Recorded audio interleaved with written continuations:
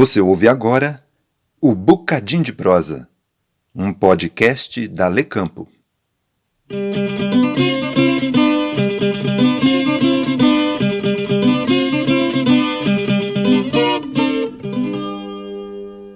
Nossa prosa de hoje é sobre as sementes crioulas.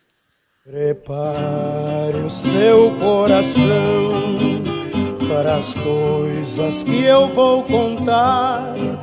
Eu venho lá do sertão, eu venho lá do sertão, eu venho lá do sertão e posso não lhe agradar.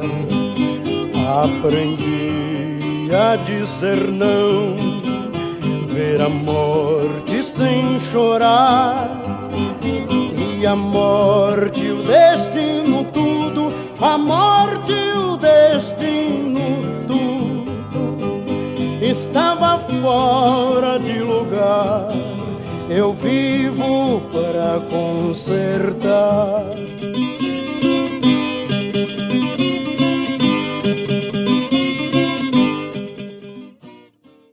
Você já ouviu falar das sementes crioulas?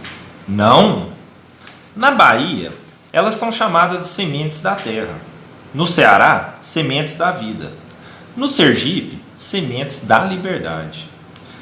E no Triângulo Mineiro, são também chamadas de sementes pretas.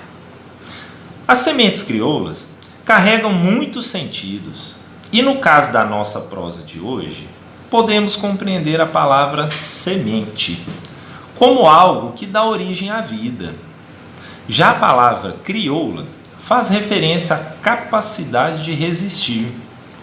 Portanto, o termo semente crioula traduz um modo de sobrevivência do agricultor e o seu direito de viver livremente com a natureza. No estudo da linguagem, o termo crioulo se refere à mistura de uma língua nativa com outra estrangeira. Historicamente, a língua nativa pertence aos países colonizadores, o que dá uma conotação negativa ao termo, associando ao colonialismo e ao racismo.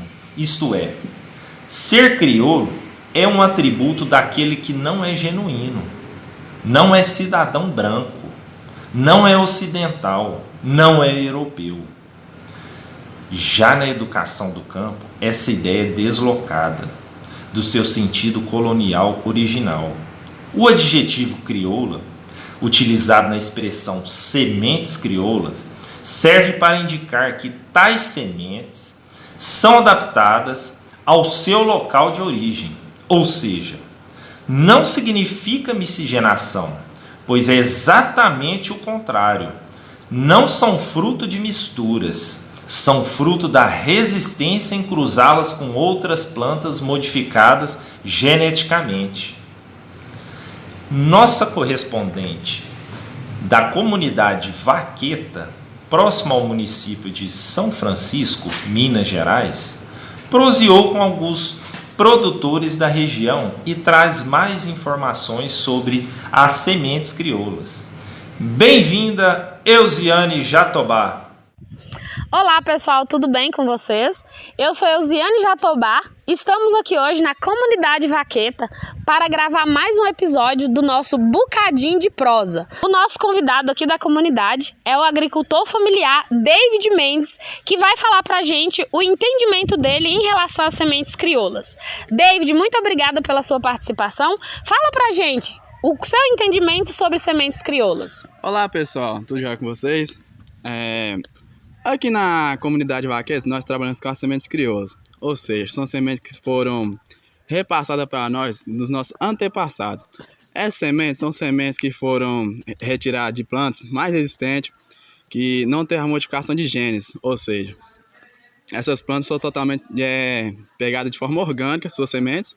Aí você vai escolher aquelas plantas que têm os maiores frutos, que tenham os pés que tenham menos ataque de pragas e doenças, e vão selecionar seus melhores frutos ou seus melhores grãos para estar pegando, estar replantando novamente e estar coletando aquela semente para estar transplantando novamente. Eu sou Rogério Lopes Fernandes e sou do assentamento São João da Água Limpa, município de Mirabela, Minas Gerais. E assim, fala um pouco das sementes crioulas e assim, o que é as sementes crioulas? Então são sementes, né, que as sementes que a gente guarda, que a gente tem ali uma genética preservada, né, aquela semente que é adaptado na, na região, né, das condições climáticas, né, pela produtividade. Então é uma semente que você guarda sabendo que você plantando você vai colher ela. Então você não vai perder a origem e nem a genética, né? Então por isso que é chamado de sementes crioulas, é aquela que você planta todo ano e conserva suas características genéticas.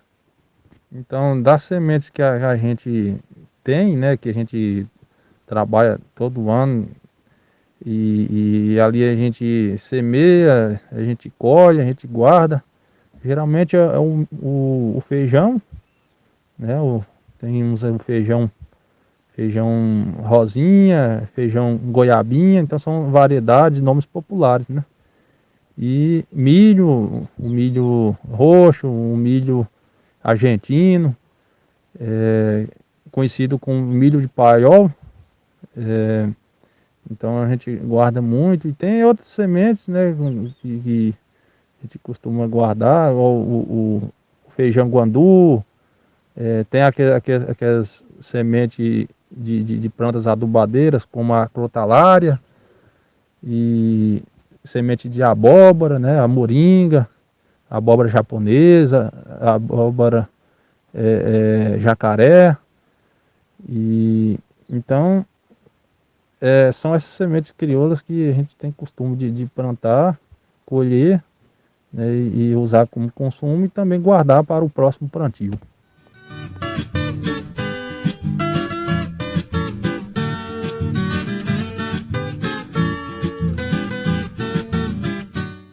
Olha só que interessante. Isso quer dizer que as sementes crioulas são aquelas sementes que não sofreram nenhum tipo de intervenção tecnológica e industrial para seu melhoramento. Por isso, elas carregam em si uma alta biodiversidade e um grande poder de regeneração e de multiplicidade genética. As sementes crioulas exercem papel importantíssimo no que diz respeito à resistência de espécies nativas e à preservação de saberes e de comunidades tradicionais. E por falar em comunidades tradicionais, no Cerrado, apesar da prática agrícola de monocultura ser dominante, as sementes crioulas ainda resistem e representam uma das muitas práticas sociais desenvolvidas por indígenas, quilombolas, vazanteiros e principalmente geraizeiros. Isso faz com que as sementes crioulas estejam repletas de sentido, não apenas no ciclo ecológico e alimentar da vida, mas também na cultura e nas relações sociais do campo, constituindo, sobretudo, a identidade de várias comunidades. A resistência, sendo algo tão presente nos modos de vida do campo, mostra sua força na luta pelas sementes crioulas. É uma resistência motivada, principalmente pela falta de políticas públicas voltadas para essa prática social, e também pela lógica de mercantilização da vida das plantas e dos saberes de homens e mulheres do campo.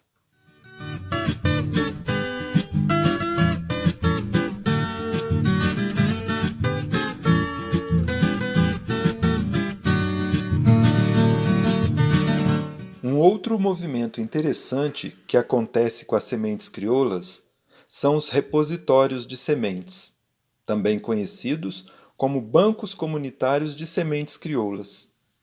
Esses repositórios ficam sob os cuidados dos chamados guardiões de sementes. Em todo o Brasil, as guardiãs e os guardiões de sementes cultivam de modo coletivo as espécies que estão sob o risco de extinção. Agora, o que faz toda a diferença nesse manuseio de sementes é que a produção dessas comunidades não tem como único fim a venda de seus produtos no mercado. As práticas de plantio e extrativismo são, em sua maioria, destinados ao consumo, aos festejos e aos rituais campesinos, baseando-se estritamente em relações de troca e de solidariedade. Essa característica tão peculiar dos povos do campo é que torna possível a manutenção e perpetuação das sementes crioulas. Bom, pessoal, vocês vão ver agora um documentário produzido pela Fiocruz que mostra a história dos guardiões de sementes crioulas lá no interior do Rio Grande do Sul.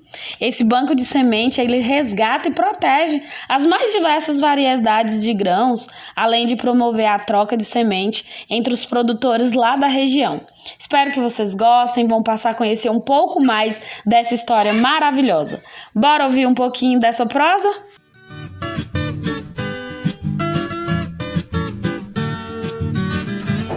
A semente crioula é uma semente tradicional, é uma semente milenar, é a base de um modelo de agricultura sustentável. Porém, hoje, na atual geração, a semente crioula está minguada, está ameaçada. Um banco de semente é uma casa onde a gente guarda as sementes, onde os camponeses vêm de longe e de perto se servir, trazer e levar sementes.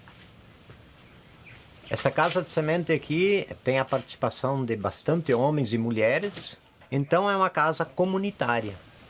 Nós nunca vendemos 1 quilo de semente, nunca cobramos 1 quilo de semente, né, na medida que entra e sai sementes. Para abastecer, a casa de semente se faz os mutirão, né?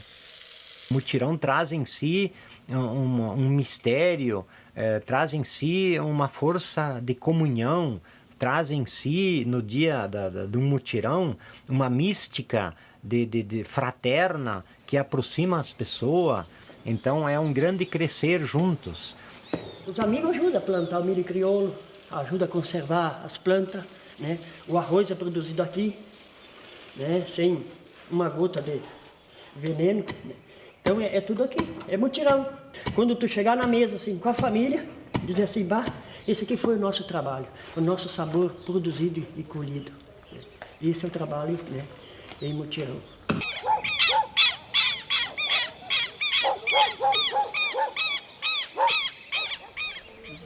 Camponês hoje, agricultura familiar, tem um sério problema, perdeu as sementes, né? As sementes foram, vamos dizer, sumiram das mãos dos camponeses, as sementes tradicionais que conheceram tanto através do pai deles, através do avô de gerações. E hoje, novamente, essa preocupação enorme das casas de semente, da agricultura familiar, dos movimentos sociais, de resgatar de novo e devolver a semente boa para as mãos dos camponeses. O pessoal não seja dependente de multinacional, onde buscar semente de uma empresa, de uma grande firma. E nós aqui, com pequenos mutirões, poucas pessoas, resgatando, multiplicando e preservando sementes sagradas, sementes tradicionais, chamadas sementes crioulas. E quando nós falamos em semente crioula, a gente fala em 100% diversificação.